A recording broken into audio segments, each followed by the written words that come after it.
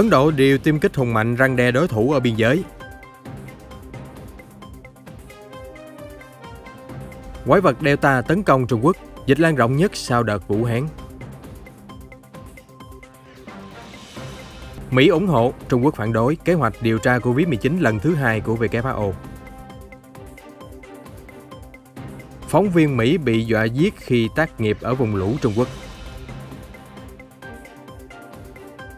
Mỹ lo ngại Taliban ám sát hàng loạt phi công Afghanistan. Ngoại trưởng Anh không có kế hoạch tham dự Olympic Bắc Kinh, Mỹ kêu gọi tẩy chay. Tất cả sẽ có trong bản tin đặc biệt cập nhật những tin tức nóng hổi nhất trên kênh FBNC.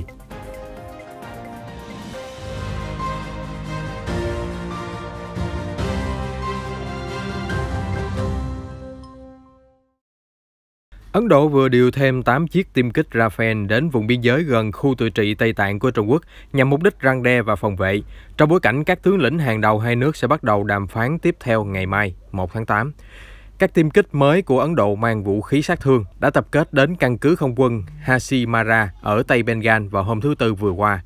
Không quân Ấn Độ cho rằng tiêm kích Rafale thế hệ thứ 4.5 có tiềm lực hùng mạnh, có thể chiếm ưu thế vào bất kỳ lúc nào và bất kỳ nơi đâu cần thiết, đảm bảo khả năng răn đe đối phương. Tiêm kích đa năng Rafale nổi tiếng với năng lực tác chiến trên không và tấn công chính xác. Dù vậy, Trung Quốc có số lượng tiêm kích và oanh tạc cơ gấp 4 lần Ấn Độ. Trung Quốc cũng nâng cấp nhiều căn cứ quân sự, bao gồm căn cứ Lhasa Gonga, đồng thời tăng cường binh sĩ và máy bay ném bom sau cuộc đụng độ kinh hoàng ở Ladakh hồi tháng 4, tháng 5 năm ngoái. Không quân Ấn Độ triển khai tiêm kích Rafale tới gần biên giới vài ngày sau khi Chủ tịch nước Trung Quốc Tập Cận Bình thăm khu tự trị Tây Tạng. Đây là chuyến thăm Tây Tạng đầu tiên của lãnh đạo hàng đầu Trung Quốc sau 3 thập kỷ.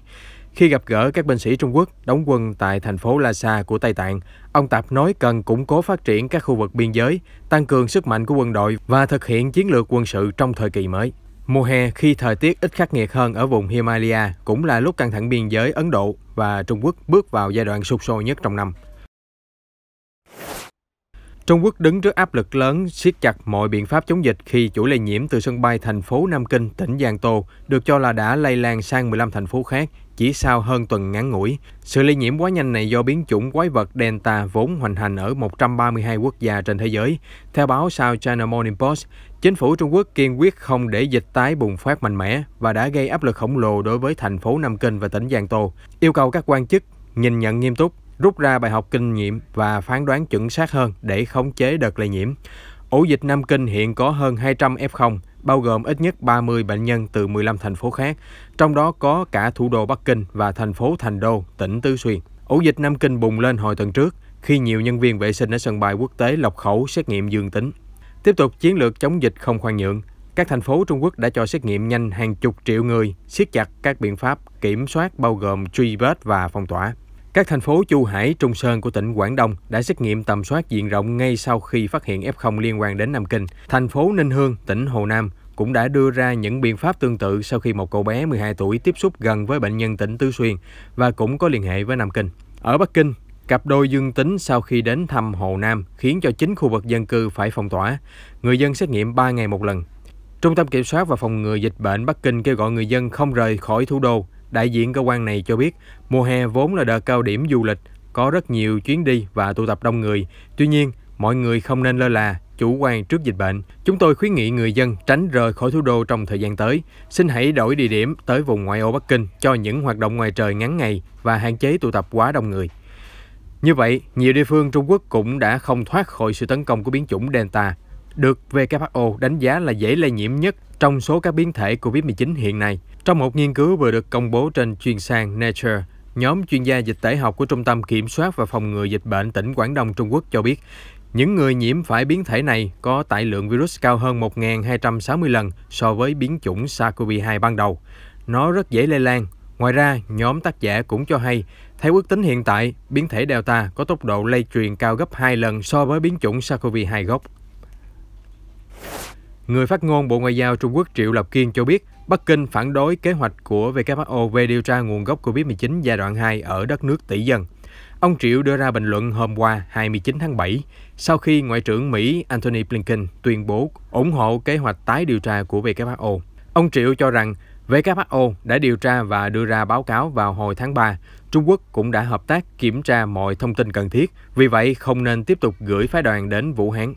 Như thường lệ, phát ngôn viên chuyển hướng kêu gọi điều tra cơ sở sinh hóa Fort Detrick của Mỹ, cho rằng virus có thể rò rỉ từ đây. Ông Triệu còn bày tỏ, nếu Mỹ thành thật ủng hộ nỗ lực của WHO về tìm hiểu khởi nguồn đại dịch, thì Washington nên mở rộng cửa các đoàn chuyên gia tới Mỹ để điều tra. Hơn 1 năm rưỡi trôi qua, virus hành hành và đột biến, nhưng cuộc điều tra về nguồn gốc của nó vẫn rơi vào ngõ cụt, trở thành điểm nóng tranh cãi của Mỹ và Trung Quốc và nhiều nước lớn khác. Phát ngôn viên Bộ Ngoại giao Mỹ Ned Price hôm qua 29 tháng 7 cho biết, Mỹ quan ngại sâu sắc trước việc Trung Quốc tăng cường giám sát, quấy rối và răn đe phóng viên Mỹ cùng nhiều nước khác, khi báo chí tác nghiệp ở vùng thảm họa lũ lụt tỉnh Hà Nam, miền Trung Trung Quốc.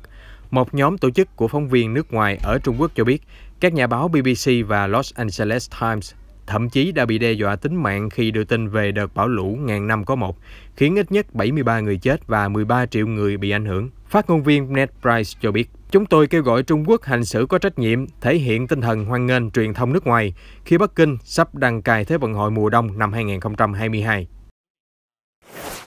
Khi bản tin chiều nay được phát sóng, có lẽ 3 thẩm phán Hồng Kông vừa tuyên án tù đối với bị cáo Đường Anh Kiệt, 24 tuổi, người đầu tiên bị khép tội xúi giục ly khai theo luật an ninh quốc gia.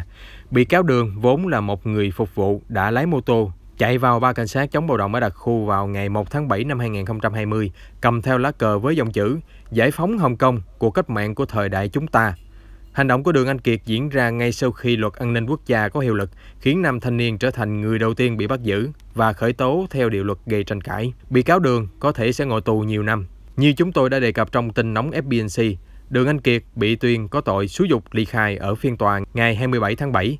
Bị cáo bị từ chối quyền bảo lãnh và cũng không có bồi thẩm đoàn tham gia vào quy trình tố tụng, trong khi đây là 2 điểm nổi bật nhất của hệ thống tư pháp Hồng Kông.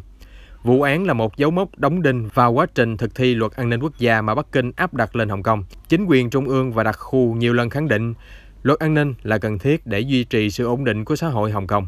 Trong khi đó, Mỹ bày tỏ lo ngại, cảnh báo các doanh nghiệp xem xét các hoạt động của mình tại một trung tâm tài chính mà phương Tây cho rằng đã qua thời kỳ hoàng kim, khi nền dân chủ đã bị xói mòn.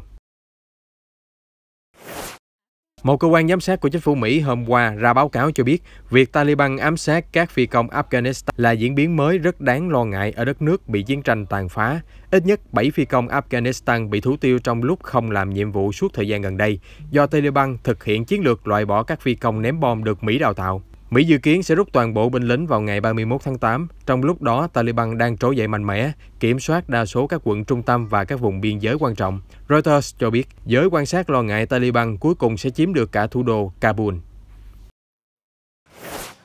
Đại biểu Anh ở Liên Hợp Quốc hôm qua 29 tháng 7 cảnh báo, một nửa trong tổng dân số 54 triệu người Myanmar có thể đã nhiễm Covid-19 trong vòng 2 tuần tới. Myanmar đã rơi vào khủng hoảng sau cuộc đảo chính ngày 1 tháng 2 với biểu tình và giao tranh xảy ra khắp nơi. Mỹ, Anh và nhiều nước khác đã ban hành lệnh cấm vận chính quyền quân sự, kêu gọi tái thiết nền dân chủ trong khi hàng trăm dân thường đã bị lực lượng an ninh bắn tử vong. Đại biểu Anh Barbara Woodward cho biết trong một cuộc họp không chính thức của Hội đồng Bảo an Liên Hợp Quốc để thảo luận về vấn đề Myanmar rằng cuộc đảo chính đã khiến nền y tế Myanmar gần như sụp đổ, các y bác sĩ bị tấn công và tống vào tù. Virus đang lây lan rất nhanh chóng trong cộng đồng ở Myanmar. Theo một số đánh giá, 27 triệu người dân có thể đã nhiễm Covid-19 chỉ trong vòng 2 tuần nữa. Trích lời nữ đại biểu Woodward nhấn mạnh. Truyền thông chính quyền quân sự Myanmar hôm thứ Tư cho biết các lãnh đạo quân đội đang tìm cách thúc đẩy hợp tác quốc tế để kiểm soát virus.